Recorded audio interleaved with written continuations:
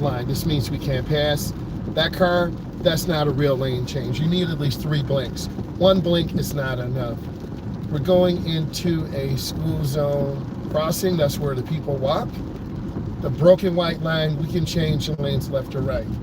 If you don't understand about pavement markings and you know how to read signs and pavement markings, you will struggle at driving. Most driving instructors do a pretty good job.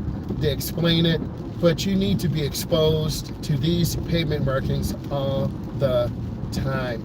They give you a lot of vital information. Hey, good afternoon, E. How are you? E, answer me one question. Did you get your shirt? Did you get your glasses? Okay, that's what I want to know. How have you been doing? Yes, thank you.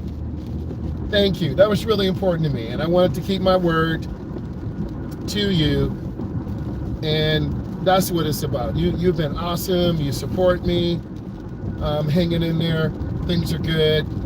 The last time we talked, my daughter was on the way to Vegas. She was there like last weekend. I had to drop her off and pick her up. She did good. And things are going good. We're discussing some of the things your instructor needs to do to really help you, learn these pavement markings. We're in a suburban area right now. A lot of wealth, a lot of money. You can see a lot of beautiful houses. Yeah, she travels, and she's not scared to go. And just like, she's been to North Carolina, she's been to Washington, D.C. You have to travel. You can't be scared because you break up with your boyfriend or your friends are staying in state. She'll leave. I taught her to do that. The last time we went to Houston, Texas, we got a rental car. I had her drive from Prairie View to downtown Houston, Texas. Life goes on. And we wanted to go down to where they shoot the rockets off in Texas. I'm not quite sure where that is. It's down almost near the Gulf of Mexico. One of her friends works there. But we stayed in Houston, Texas. We traveled around. Okay. Yes. But, I have an invitation to go to Vegas for a week. There's a convention coming up in April. And you know what I'm going to do? If I get something, I'm going to get you something too. We always take care of the people who take care of us. Right? That's what's important. I'll be there for a week and, hopefully get a cheap hotel. I got to find out where the convention center is. If I can make reservations early, get the cheapest hotel, get breakfast. Preferably, I do not want, it's really hot, I do not want to have to deal with the Uber. Because my daughter, when she was in Vegas, she said she was paying $40 for one way. Okay? She won about $600. She spent about $500. She won $600. I think she spent she spent a little bit more, but she kind of broke even. Those Ubers are yes. Because when I was in Texas, it was about $15 to $20 per trip, and I was less than 5 miles away from the Irving Convention Center. But what really got me was Uber Eats. And a regular meal's like $25, but when you factor in all those charges, it was like $40. So I spent like almost $120. Yes. Yeah, I want to try to plan ahead because I haven't been to Vegas, and I'm not a big gambler, but I like to, see everything, travel around, see what's going on. But since I've talked to you and everyone on this platform, I'm over 1 million views. I'm learning how to write better titles, put more information together, so I learned a lot. Instagram, I'm at 1.2 million. So, you just want to learn. You want to get better. And I'm very appreciative of all of you. Good restaurants to eat at. If you could recommend some, I would love that.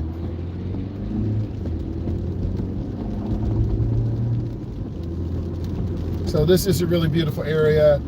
It's kind of a speed trap. If you go over 35, you're going to get a ticket.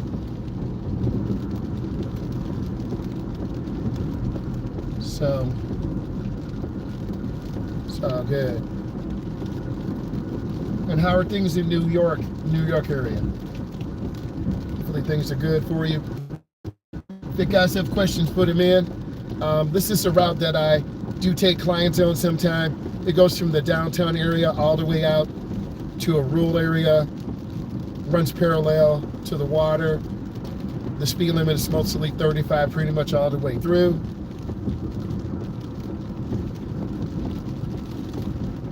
So it's a real nice area, nice homes and everything else.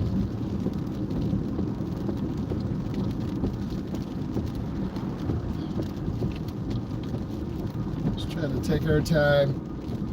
And sometimes you need a nice scenic route like this. It's really chilled, it's relaxed, because you don't always have to take the expressway or the main thoroughfares. This is really a beautiful route, as you guys can tell, very scenic. They got some $1 million homes to the right of me. And then you'll see a lot of nice cars, like that Chrysler 300 looking nice over there. Very scenic, very nice. Relaxing.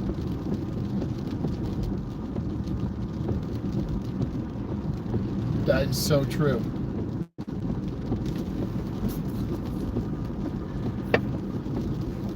Let me get over.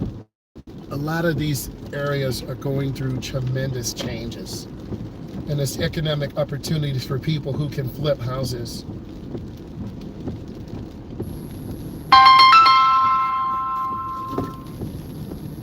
Okay, I'm back. We have a little issue, so okay, I'm back, guys. I'm on the side of the road here. Obviously, if you pull off to the side of the road, you got to have your four ways on. I'm waiting for traffic, so I want to show you. So I'm on the side of the road. My four ways are on, so I'm waiting for a gap. So let's pretend we have a flat tire. Your truck is not running. Your car's not running. You want to pull off to the side of the road. You want to have your four ways on. This alerts other drivers that there is a problem.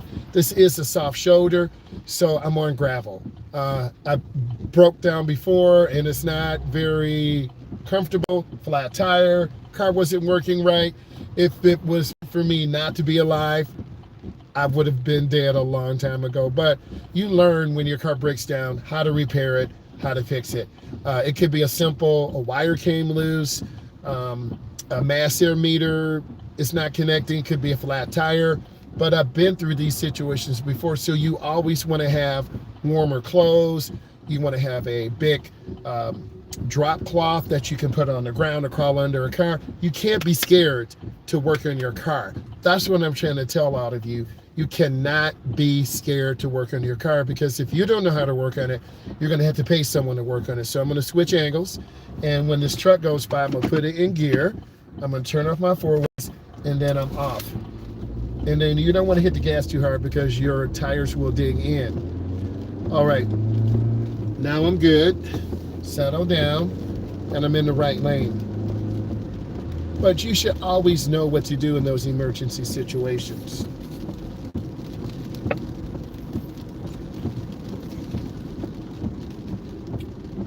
Now this lane goes straight through. The lane to the right is for right turns only. Really curvy road here, but we're going to have to get up to the expressway. You need to know more than one way to get home, to get to work. When you're learning how to drive, you need to know multiple directions. Okay, so there are 3 different ways I can get home, get to the office, but you just want to be able to get where you're going in case there's an accident, a fatality on the road. Like this lane ahead, it does end, so I think I'm going to take a different route just to really give you guys a perspective, because that's what this is about. You want to learn how to drive, you want to deal with things. So we'll take a peek and see where that traffic is. Nope, let I'm gonna take a different route home. Right? There's a lot of traffic. So you gotta know a different way home. So we're on a downhill drop. This bridge does freeze first. It's kind of sleet and rain out here, and if it freezes, it will definitely, you'll definitely be sliding on the road.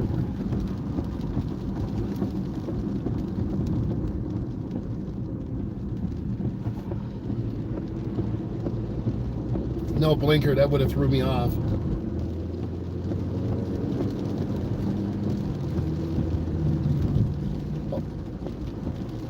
So you need to know directions, and most driving schools do a decent job of that, but you got to be watching what your mom and dad does, right? You know, what street we turn on, what is your address, what is your zip code, what mile road do you live between? They still teach cardinal, thank you, they still teach cardinal directions in school, but a lot of geography teachers they just don't go over those things anymore. You really need to learn your north, south, east, west, your cardinal directions. You need to learn expressways, okay? Odd routes, north and south, even, east, west.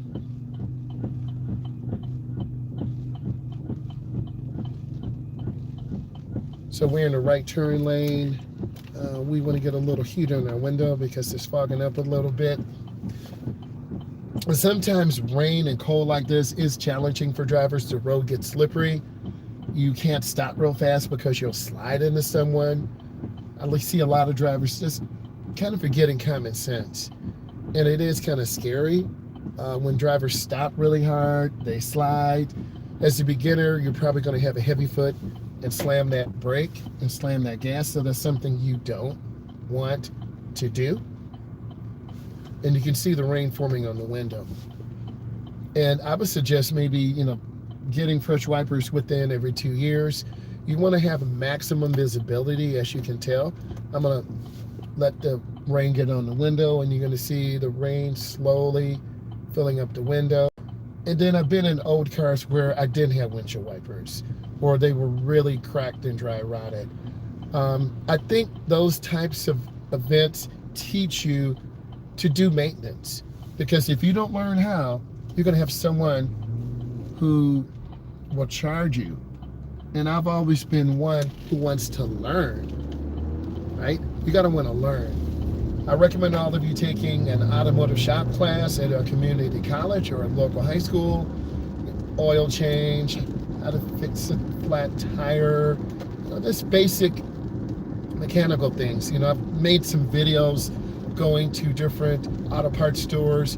I can bring those up and get them retitled for you. I think that'll definitely help you, because you don't want to be stranded. If you drive long enough, your car will break down. You will have to get it towed. You will have to take it to a repair shop. And if you don't know what you're looking for, you're going to go to a budget repair shop and they're going to mess up your car. Really, at dealerships, it's anywhere from $150 to $125 an hour, right?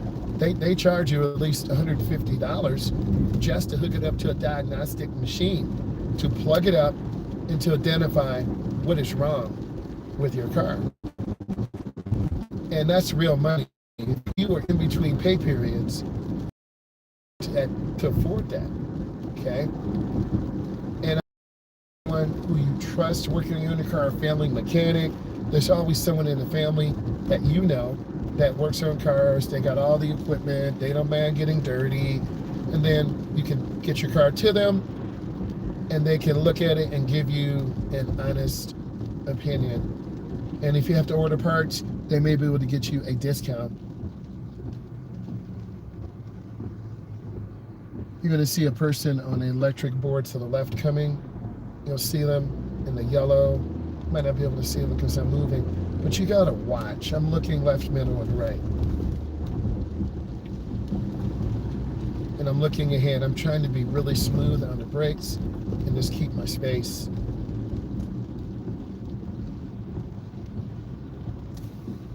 These brakes are a little bit tight. They're very, very sensitive. I was driving a Jeep the other day.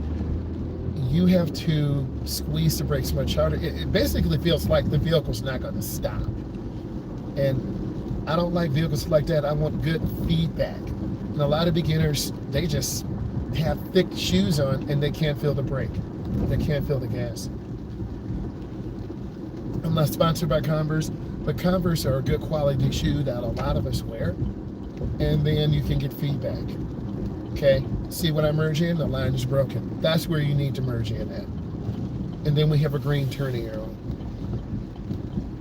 I was reading someone's comments, hey, you can't turn on a red arrow. It was a blinking red arrow or a blinking red light. If you have a blinking red arrow, and I'm speaking from my area, every area in the United States and all the municipalities, they have different rules. So for where I am, if you have a blinking red light, and if it's clear, you can turn. If you have a blinking red arrow, if it's clear, you can turn. If it's a solid red or solid red arrow, you cannot. Now, this is a really tight, twisty road. We got the edge line to the right. We have a broken yellow. I can pass if I needed to, but it's not safe. So I'm not going to do that.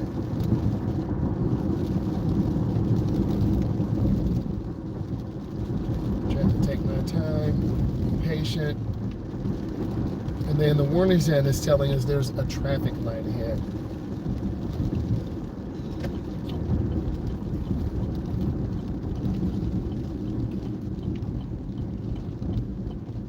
Then I'm going to get over to the right. I have the right of way over this vehicle. I'm going to turn in the nearest lane, and that's a pretty good turn.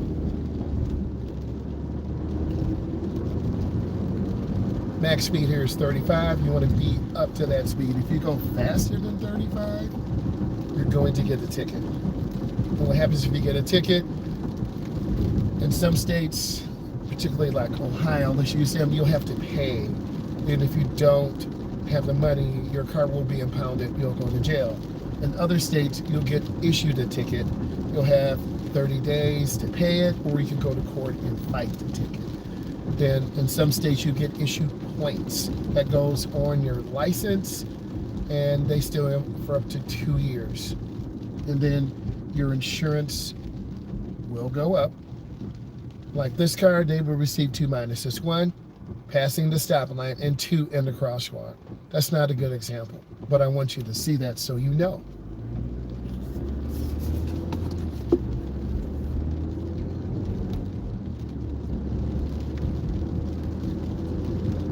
We're also on a one-way. All the signs are facing us. If you're not familiar with the one-way, traffic's going the same way. Signs are facing us. We don't see traffic coming toward us. And in most downtown areas, such as New York, the mecca of it all, they have expressways, roadways that lead you into the city one way, and then another one way to get you out because there's so much traffic. This area also has one ways also too, as you can tell by the downtown area, the buildings. And this is where your courts are, police stations, communication, business.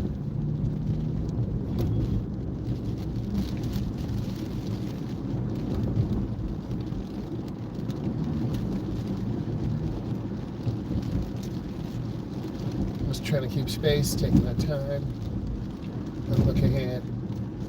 This is a really difficult curve too. The lane to the right, you have to make a right.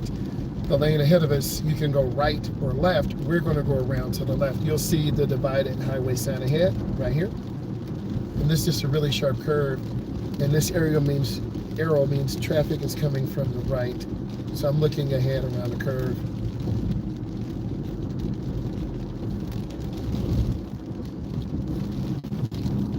I almost over accelerated. I know you caught that. I'm just trying to back off. And now these 2 lanes go to the right. The middle lane goes straight, and the left lane, far left, goes to the left.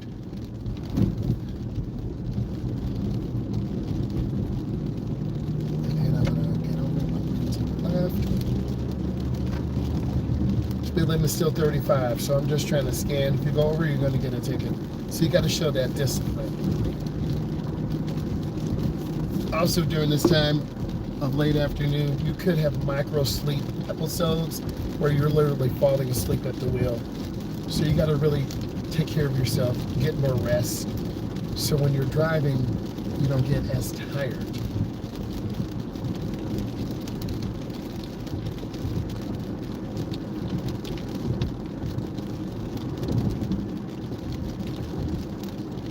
I'm looking ahead, the light's green. These are the things I'm telling you need to do.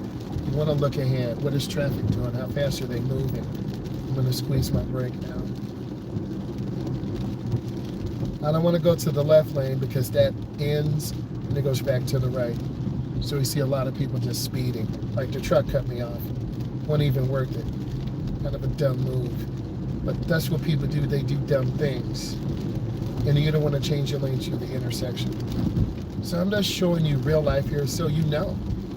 And you understand the dangers. And not to get too upset. Because that guy in the truck knew what he was doing. So I'm just backing off. I'm going to count from the last sign, 1001, 1002. I'm about 3 seconds. But he or she will cut over to the right because they're behind a big truck. And the weather is getting worse.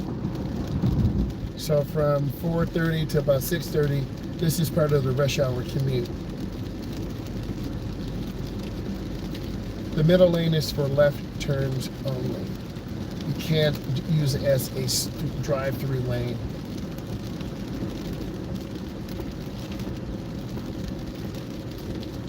I'm not squeezing my brakes. I was reading some of the comments. One person said, I hate when a driver instructor says squeeze brakes. If I tell you hit the brake, you're going to hit it rear hard and we'll get rear-ended. So you really have to be careful with the types of words you use when you are teaching someone how to drive. Because when you say squeeze, they're going to squeeze real easy.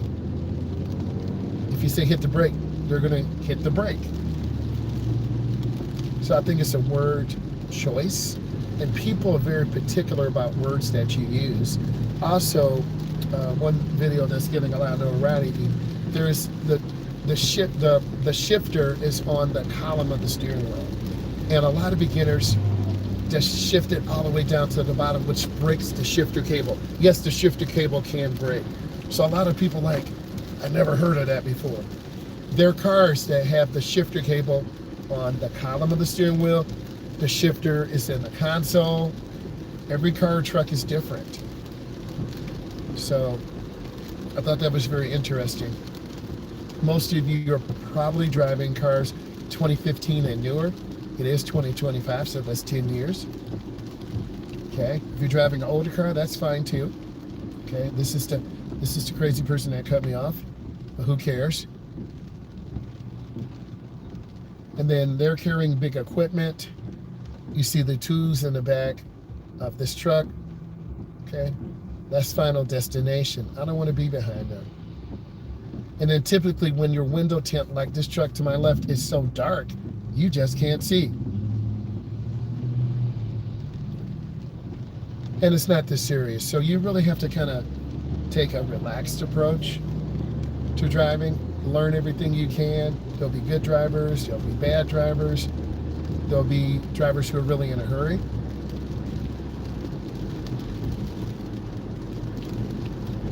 Like this part of the road, people speed a lot because it's a long straightaway. And then there are a lot of fast food restaurants. So a lot of people are getting food. You got the King of Burgers. Okay. You've got Taco Bell. You have the Golden Arches. People are sticking French fries in their nose. Real talk. Okay. You have Kentucky Fried Chicken. So you should be aware that people will pull out really fast in front of you to get home or to get their food before they work the midnight shift. So you just have to be that defensive driver. And with the rain and people in a hurry, it spells accident. And you have to be more methodical, be more smooth, and you really want to be aware and just be more consistent. And I try to be a consistent driver, consistent with my speed, consistent with my following distance. If I drive fast, I'm going to be consistent and not drive so fast that I'm out driving traffic that spells rear end collision. If the traffic is slow, I want to be consistent.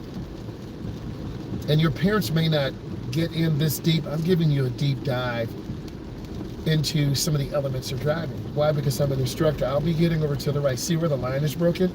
I get right in there.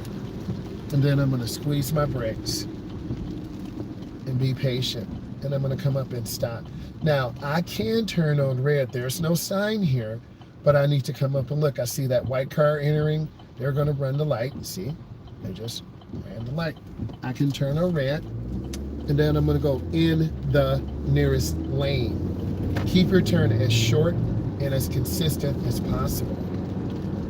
This turn up here is a really tight 90-degree turn. So if I don't squeeze my brakes and slow down, I'm going to lose control. I had a driver here who overturned and almost hit the curb. So you want to go in slow. We're driving in different driving environments, so you know what to do. So you understand what to do. And I want to teach you what to do. We're just looking left and right.